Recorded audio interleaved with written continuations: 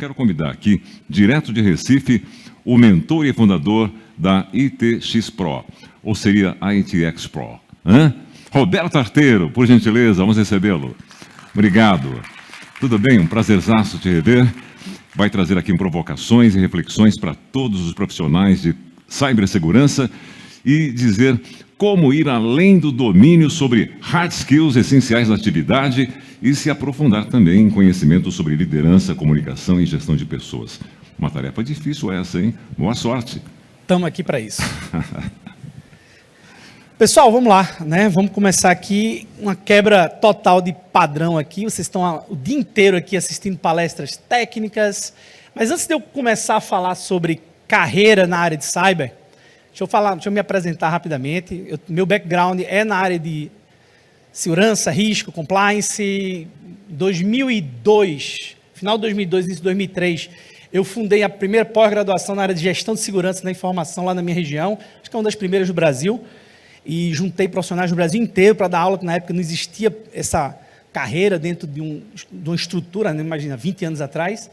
E depois eu evoluí, passei a trabalhar na área de governança, risco e compliance, como consultor, como assessor, como implementador. E nesses últimos 15, 16 anos, fortemente aí apoiando a profissionais dentro da área de tecnologia a desenvolver, a terem performance dentro das suas carreiras, né? E nos últimos 3 anos a gente decidiu mudar o jogo, porque o que a gente percebia? Vocês têm um viés técnico muito grande, em regra geral, né? O profissional na área de tecnologia, eu também me incluía nesse background, era um profissional muito preocupado. E a gente vê isso pelos stands, né? Eu hoje cheguei cedo aqui, fui dar uma olhada no que estava acontecendo lá fora, e apesar do evento falar de security leaders, toda a linguagem que está daquela porta para fora é uma linguagem técnica.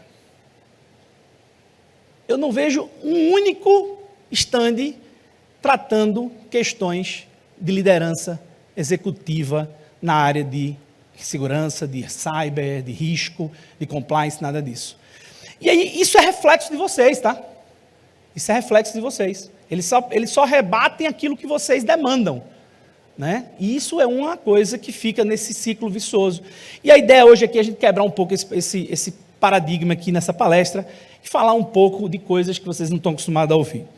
Então, antes de eu falar como é que a gente desenvolve uma carreira de forma acelerada, né, de forma exponencial, que a gente não precisa levar 20, 15, 20 anos para chegar em níveis elevados de C-level dentro das nossas organizações, e como é que a gente faz isso acontecer de forma muito mais rápida. Mas antes de falar sobre isso, deixa eu mostrar para vocês alguns dados para quem ainda não está no nível de C-level, para quem ainda está nessa jornada, para quem ainda está percorrendo esse processo, ou para quem já percorreu, mas eventualmente não está tendo o resultado que deveria estar tendo. Isso aqui é um relatório da Skill Software, que fala sobre o mercado de salário na área de tecnologia, né? Esse é do ano passado, e olha aí o que está acontecendo. A gente está falando da América Latina, os profissionais na área de cyber, na área de governança, na área de risco, eles são profissionais hoje entre os mais bem pagos, né, no mundo, e não diferentemente na América Latina. Se a gente pensar no nível executivo, a gente está falando são valores em dólares, na moeda local, anuais, tá bom? Então a gente está falando de profissionais aí que ganham. Tudo bem, mas isso é um relatório, será que isso tem validade para o Brasil? Será que isso não tem? Esse relatório mostra também quais são as certificações mais bem pagas no mundo, dentro da área de TI, não é na área de cyber, tá? Na área de TI em geral.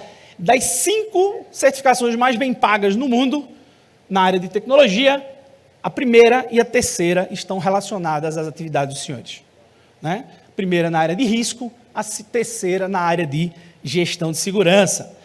Quando a gente vai para o Brasil especificamente, relatório da Robert Half mostra que aqui em São Paulo, eu poderia trazer o recorte do Brasil inteiro, mas a gente está aqui em São Paulo, eu trouxe o recorte de São Paulo. Aqui em São Paulo, um CISO, né, um CISO, ele é um profissional que vai variar ali entre 24 a 40 mil reais de salário mensais. Fora bônus, fora eventualmente algum PLR, alguma coisa, tá?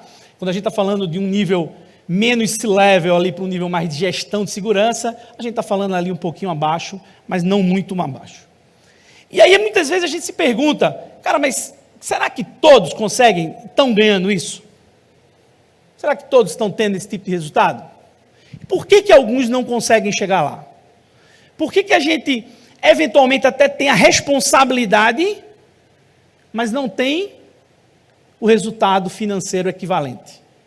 Já que isso é uma pesquisa séria de uma das estruturas de recursos humanos mais bem pontuadas aí no Brasil e no mundo. Por um motivo simples. Profissional na área de tecnologia que chega na camada de C-Level, na camada de gestão de segurança, ou na camada ali de gestão ou de C-Level, ele tem background muito técnico e ele tem dificuldade de vender. Durante esses últimos 3 anos, mentorando profissionais nas áreas, a gente modelou perfil comportamental, perfil, competências técnicas e psicológicas de vocês. Lógico, não de vocês especificamente, mas de uma média que representa muito fortemente. Existe um padrão. E esse padrão mostra que existem dificuldades nesse profissional de se comunicar com o nível de C-Level, porque ele não tem a linguagem, ele é introvertido de regra geral, né? Ele tem dificuldade de entendimento do negócio, porque ele tem um hiperfoco muito grande na tecnologia. Então, tem uma série de características que atrapalham esse profissional. E como é que a gente aproveita tudo isso, né? Como é que a gente consegue aproveitar as oportunidades que o mercado hoje de cyber, talvez se não o melhor, um dos melhores mercados em qualquer profissão hoje no mundo inteiro, para um profissional que quer percorrer uma carreira executiva, uma carreira de nível de gestão, de nível de liderança executiva, que eu acho que é o foco do que a gente tem que estar discutindo aqui dentro do Security Leaders. Pessoal, e eu trago aqui 3 personagens para ajudar a gente nessa conversa, né? Eu trago 3 personagens, e que vocês vão entender daqui a pouco por que esses personagens estão aqui. A gente está trazendo aqui o Matrix, a gente está trazendo o Dr. House e a gente está trazendo o Spider-Man. E vocês vão entender que esses 3 perfis, esses 3 personagens, eles têm muito relação com aquilo que vocês são, com aquilo que vocês deveriam ser ou que vocês são. E vocês vão entender daqui a pouco como é que funciona essa parada aqui, tá? Mas esses caras, esses personagens, para terem sucesso, assim como vocês, precisam não só de competências técnicas, tão famosos hard skills, também precisam de soft skills. Precisa adquirir capacidade e habilidade comportamental. Eu sei que vocês hoje são profissionais extremamente estressados, sofrem pressão absolutamente diária, constante, minuto a minuto, são altamente pressionados e, obviamente, são profissionais com medo. São profissionais que têm medo de fazer as coisas. Sabe por quê? Porque se der errado, a culpa é sua. Se der certo, não fez mais do que a obrigação, não é assim? Mas se der errado, a culpa é sua. Então, quando a gente olha para essa lógica, e é assim, mas está chovendo molhado, a gente sabe que todo mundo precisa de soft skills e hard skills hoje em dia. Mas qual hard skill e qual soft skill? Quem aqui consegue hoje ter um planejamento de carreira nessa área e sabe exatamente quais são os soft skills e hard skills que vocês precisam ter para ter sucesso como um líder executivo nessa área? Querem saber? Então vamos para lá. Pessoal, isso aqui não sou eu que estou dizendo, existe um modelo, um framework de competências na área de tecnologia europeu, chamado E-Competence Framework. É o principal modelo de referência para competências técnicas no mundo da TI. E esse é o profile do profissional do Information Security Manager.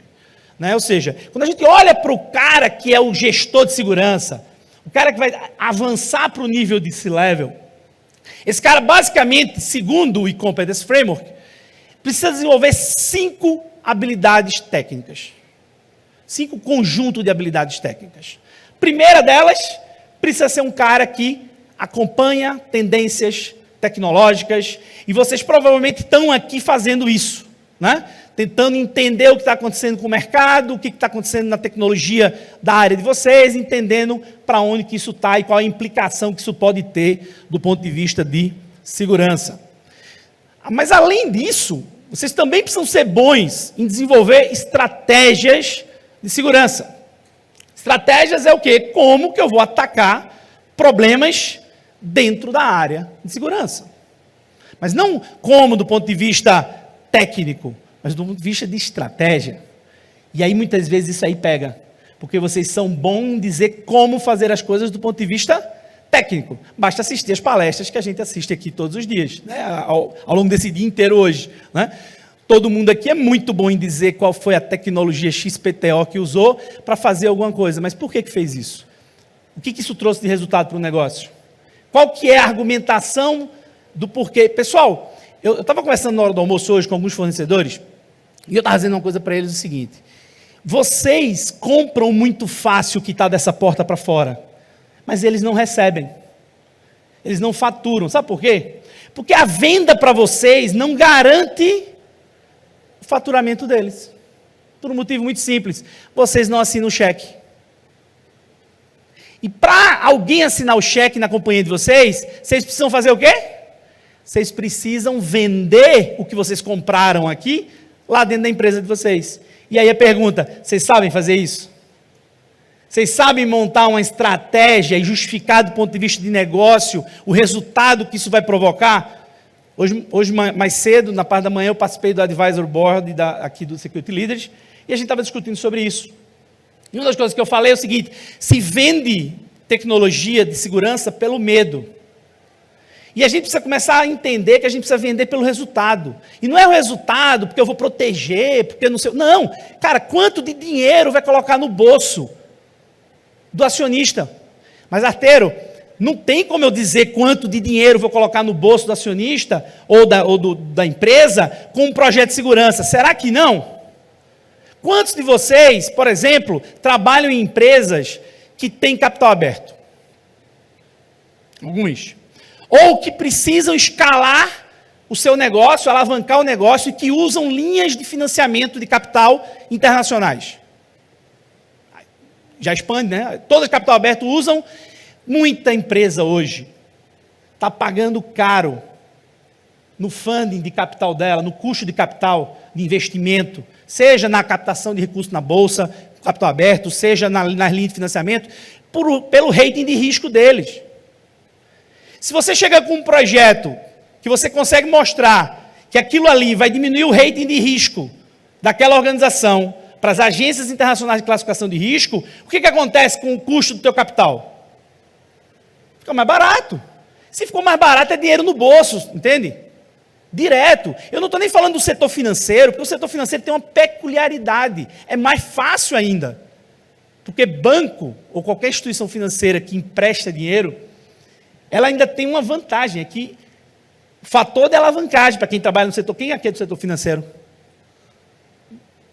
Então, assim, para quem é do setor financeiro vai entender o que eu estou dizendo. Para quem não é, talvez não consiga entender, mas um banco, ele empresta o seu dinheiro que você depositou lá para outra pessoa. E ele empresta para várias pessoas o mesmo dinheiro. Isso a gente chama de fator de alavancagem do banco. E esse fator de alavancagem é definido em função do risco do banco. Se você diminuir o risco, aumenta a capacidade do banco de emprestar mais dinheiro. Se ele empresta mais dinheiro, ele ganha mais dinheiro. É simples assim.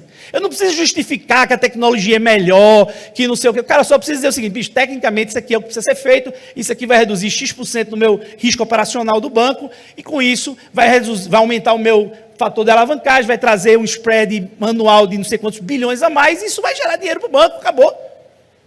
Então é fácil fazer isso no banco. O desafio é como fazer isso nas outras segmentos de mercado aqui, no varejo, na área de saúde, mas tem como fazer isso.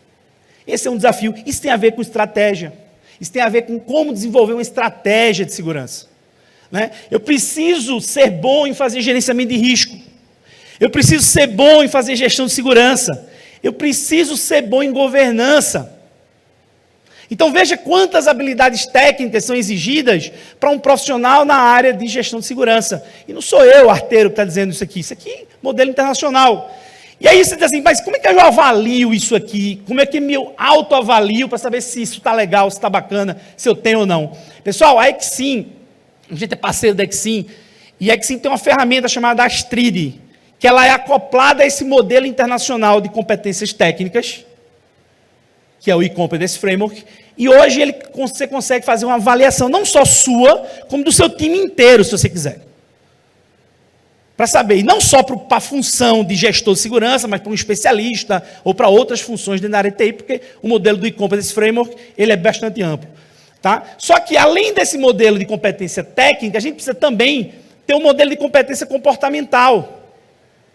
Por exemplo, a gente usa um modelo dentro do nosso processo de ajudar os profissionais a desenvolverem carreiras nessa área, que é um modelo de competências comportamentais de uma empresa internacional chamada PDA International.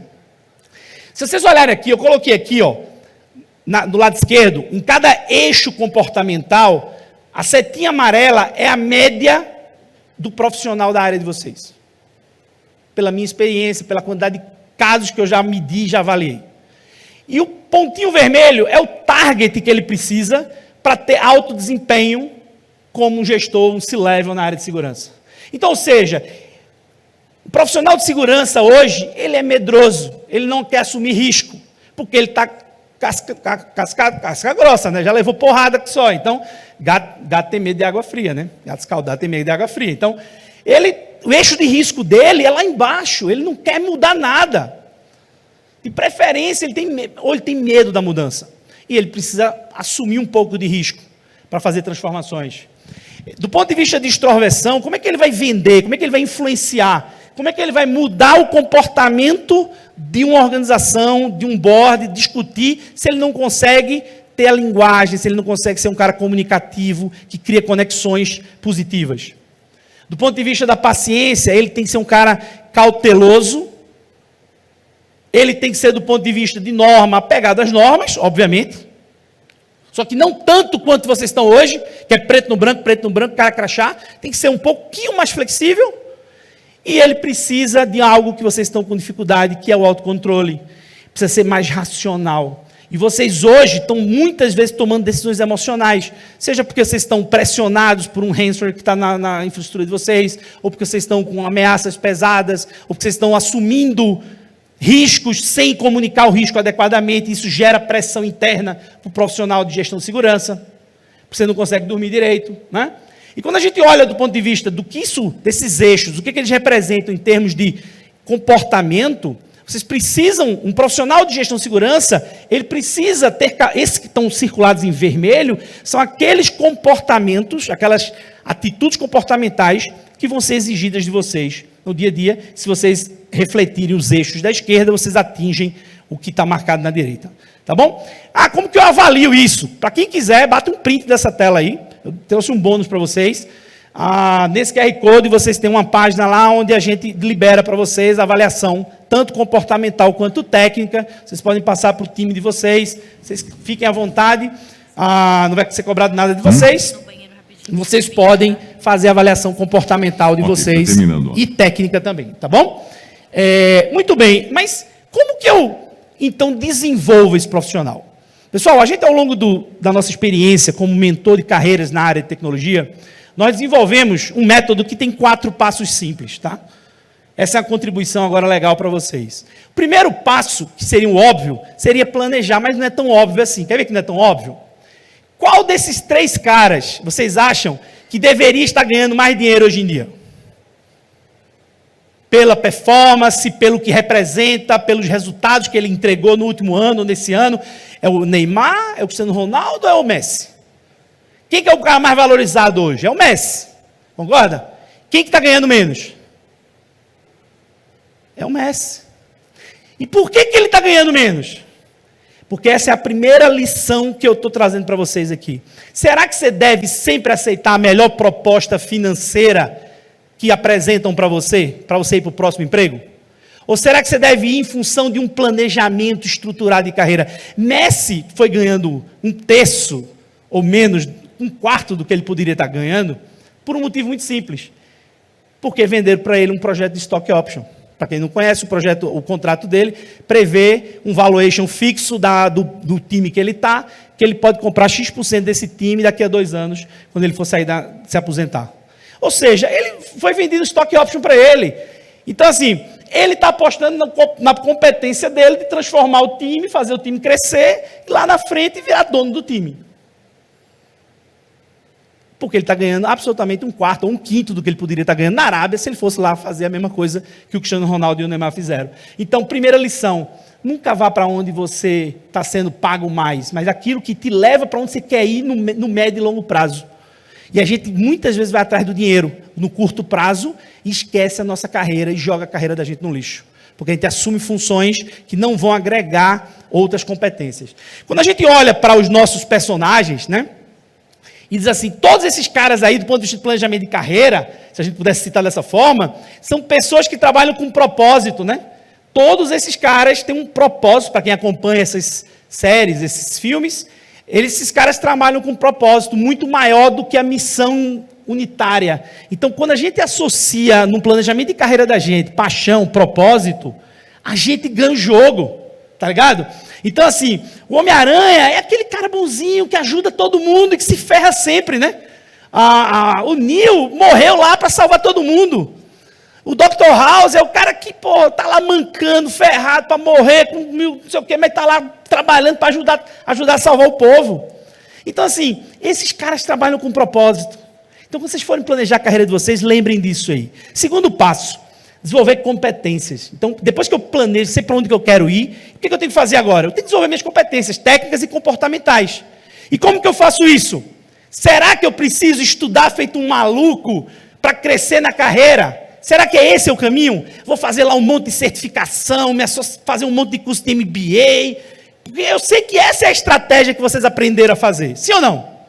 Quando você pensa em crescer na carreira, o que é que você faz? Vou fazer um MBA novo, vou fazer uma certificação nova, vou fazer isso, vou fazer aquilo. Será que essa é a melhor estratégia? Aí passa lá 2, 3, 4 anos estudando e aplicou o que daquilo ali? Quase nada, né? Pessoal, para aqui agora eu quero trazer um dos nossos personagens, o personagem do Matrix. Como é que o cara lá no Matrix aprendia? Para quem lembra do filme. Essa cena, eu escolhi essa cena porque essa cena acontece exatamente no momento que eu quero explicar aqui o caso. A Trinity vai pilotar aquele helicóptero e ela não sabia pilotar esse helicóptero. Ela chega lá no helicóptero, olha para o helicóptero, aí o Neo pergunta, você sabe pilotar? Ela diz, tenho a menor ideia. E agora, como é que a gente sai daqui? E os caras lá querendo matar ela.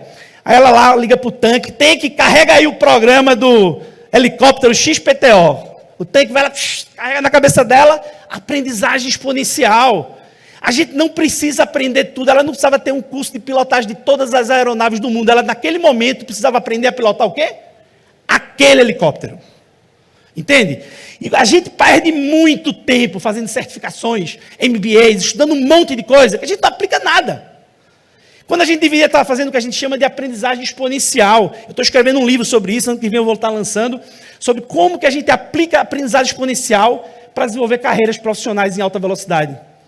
Como que a aprendizagem seletiva pode ser usada, combinando vários modelos hoje de aprendizagem avançada, dentro de um modelo que eu estou chamando de aprendizagem exponencial.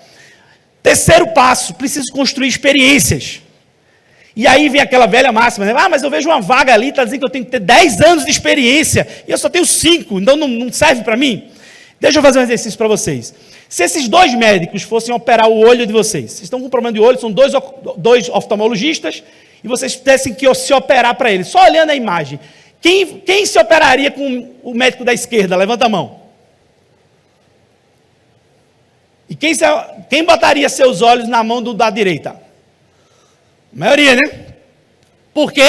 Porque vocês presumiram que o da direita tem mais tempo de casa, de vida, então ele tem mais experiência. Agora deixa eu dar um dado novo.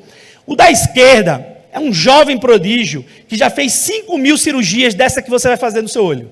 O da direita é um médico um pouquinho mais conservador, fez 100 cirurgias dessa.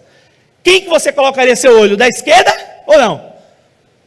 Então, idade, pessoal, não vale nada. Esqueça essa história de que você vai receber mais pela quantidade de tempo que você tem. Você recebe pela quantidade de problemas que você consegue provar que sabe resolver. Hoje, a máxima do mercado é que a gente ganha pela quantidade de coisas que a gente tem experiência em resolver, e não pela quantidade de tempo que a gente tem. Então, por isso que tem garoto passando na frente de pessoas mais velhas, que estão achando que os 20 anos dele na área de segurança vai valer de alguma coisa. Entende? Vamos para um outro exercício. Outra máxima que vocês têm errado na cabeça de vocês, vieses errados. Quanto mais tempo de empresa, melhor para o meu currículo. Se eu tiver 5 anos naquela empresa, é melhor que se eu passar 8 meses. Sim ou não? Quem não tem essa lógica aqui. Se eu olhar lá e tiver 1 ano num canto, 2 anos no outro, 1 ano num canto, cara, não estou dando certo, né? Estou indo pulando de galho em galho. Acho que esse negócio aqui não vai ser bom para mim. Deixa eu perguntar, não sei se vocês conhecem esse cara da esquerda. Esse cara é um conterrâneo meu, é o Anderson, que percorreu o Guinness, né? Percorreu 196 países do mundo, mais tempo, o único brasileiro que fez os 196 países do mundo. É um jovem de menos de 30 anos que bateu o recorde mundial, percorrendo o mundo inteiro, em todos os países do mundo. E do lado direito, uma agência que tem mais de 50 anos de vida, de turismo. Pergunta, se vocês fossem agora contratar um consultor de viagem, para dar a dica para vocês de por onde viajar melhor, vocês iam escolher o Anderson, que visitou os 196 países do mundo, ou vocês iam escolher lá um consultor na CVC? Pessoal, o Anderson está milionário, porque ele vendeu NFT somente para pessoas que querem comprar essa experiência dele. Ele criou uma confraria de viajantes, onde as pessoas compram o NFT e têm direito a acesso a ele, a viajar com a orientação dele. Esse cara está milionário, só fazendo isso. E sabe quantos anos ele tem de experiência em viagem? 5 anos. Uma empresa que tem 50 anos está perdendo dele. Então, pessoal, quanto mais tempo de empresa, significa que você tem mais dinheiro no bolso? Não. Quanto mais contextos você viver diferente, quanto mais experiências diferentes você viver, mais você vai agregar ao teu currículo. Então, quando a gente olha para o profissional lá, trazendo nosso personagem, do Dr. House, o médico tem isso, né? O médico é aquele cara que trabalha em 10 hospitais diferentes, vive contextos diferentes o tempo inteiro, troca de contexto o tempo todo. Esse cara está muito mais bem preparado do que um profissional que fica sentado na mesma empresa muitos anos fazendo a mesma coisa. Se você quer valorizar a carreira de vocês, vou dizer alguma coisa agora séria para vocês. Esqueçam a empresa onde vocês estão e pensem em vocês primeiro. Duro isso aí, né? É duro, né? Mas é isso. Vocês têm que ser o piloto da carreira de vocês. E eu não estou dizendo que você tem que sair da empresa onde você está. Eu só estou dizendo que a decisão tem que ser sua e não da empresa. E por último, o 4º passo do método, construir autoridade. Depois que eu desenvolvo minhas competências, depois que eu construo minhas experiências, eu preciso ter autoridade. Eu preciso que as pessoas saibam que eu sei fazer aquilo. E para isso eu preciso ganhar visibilidade. Então, quando vocês têm outra máxima, que vocês dizem assim, então para me tornar atrativo, eu preciso sempre de mais conteúdo. E vocês são ávidos por conteúdo, sim ou não? Vocês são ávidos por conteúdo. Só que, quer que eu diga uma coisa para vocês? O maior ganho desse evento não são os conteúdos. Do mesmo jeito que o nosso personagem, assim como dos outros eventos também, assim como o nosso personagem, o Homem-Aranha, quando ele foi para os Avengers, né, para os Vingadores, ele não deixou de ser um Homem-Aranha, deixou? Ele passou a ter novos poderes? Ele passou a ter uma nova expertise? Não. O que ele passou a ter? Conexões. Ele passou a ter outros caras que potencializavam o trabalho dele. Então, o mundo não é das pessoas que aprendem mais, do ponto de vista de acúmulo de conhecimento, mas das pessoas que se conectam com as pessoas certas. Então, esse evento é um evento de conexão. Vocês estão aqui para se conectar. E muitos de vocês, pelo perfil introvertido, pela baixa comunicatividade, o que acontece? Se isolam dessas salas e passam um dia inteiro aqui assistindo conteúdo e não sabem nem o nome do que está do lado. E não trocou e aproveitou absolutamente nada para fazer networking aqui. Então, pessoal, para fechar, como é que a gente combina tudo isso, esses 3 personagens num cara só? Aí eu usei lá a IA para ajudar a gente, né? Então, se você quer estar pronto para uma carreira exponencial, você precisa ter mentores e atuar como mentor para a sua equipe, você precisa criar conexões com outros heróis em prol do contexto, assim como o Homem-Aranha, o primeiro em cima como o Dr. House, e você precisa utilizar métodos exponenciais de aprendizagem, assim como o Matrix, e se tornar nesse cara que é o misto desses 3 caras, tá bom? Muito obrigado, espero que a gente tenha dado aqui uma patada em vocês aqui de uma nova forma de ver as coisas, e venha para esse mundo exponencial, se torne um profissional exponencial, que eu chamo de IT Expro, tá bom? Muito obrigado, até mais.